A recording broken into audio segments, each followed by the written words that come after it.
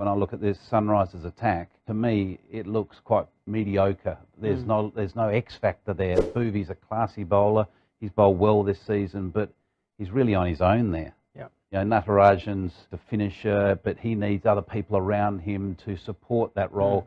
In IPL cricket now, with this impact player, you've got to have 5 red-hot bowlers with diversity. Yeah. You need wrist spin, you need pace, you need swing.